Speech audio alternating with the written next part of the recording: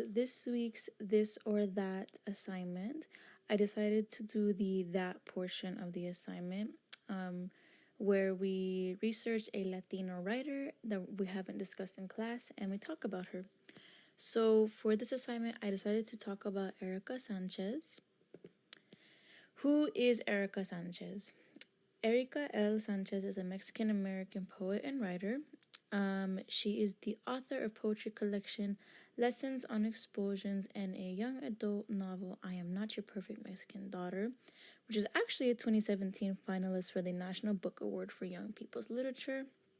And she was also a professor at DePaul University in Chicago.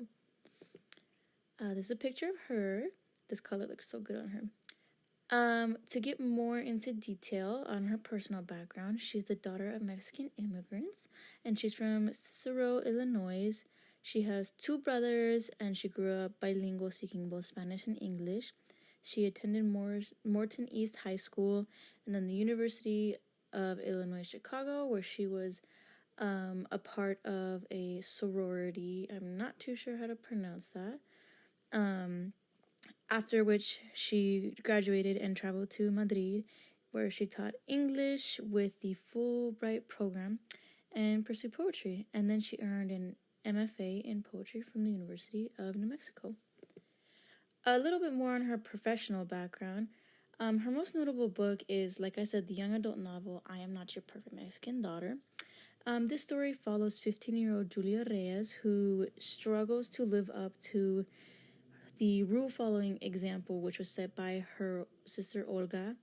Unfortunately, Olga passes away unexpectedly, and so the book kind of goes through Julia's journey of understanding that she is not her sister and accepting who she is as she is. Bustle named the book to a list of the best 15 young adult books appearing in October of 2017. And as I mentioned before, it was a finalist for the National Book Award for Young People's Literature. And it also won the 2018 Tomas Rivera Award. All right, so let's talk a little bit more about I Am Not Your Perfect Mexican Daughter and why I wanted to relate it back to the content we've learned this week. So, like I said, the story follows 15-year-old Julia Reyes, who has always lived in her sister Olga's shadow. And her sister was the perfect Mexican daughter, right? She worked a part-time job, she went to community college, and she cooked and cleaned around the house, and she was very obedient to her parents, whereas Julia was kind of the complete opposite.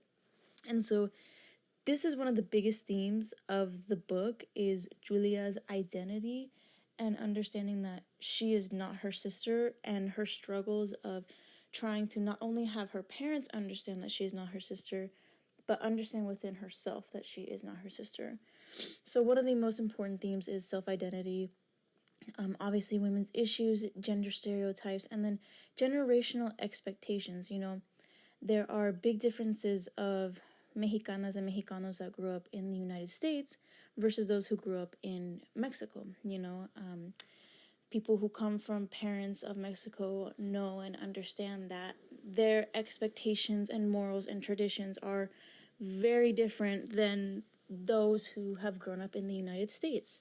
And so this is another big issue that's discussed in this book.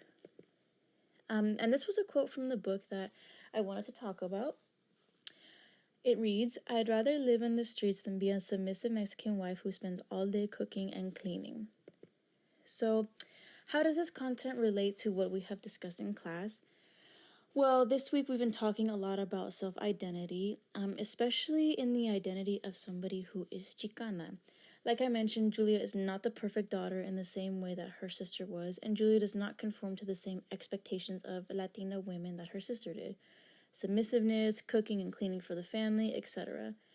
I felt that this could really be related to Chicana women who break the expectations that are placed onto them as Mexicanas.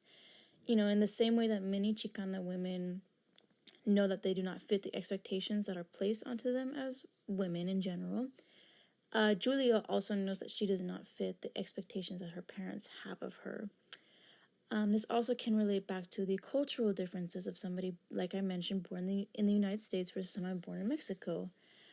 For example, many of Julia's values are different from her mother's because her mother was born and raised in Mexico, whereas Julia was born and raised in the United States. And this can also be compared to many Chicanas who defy traditional Mexican customs.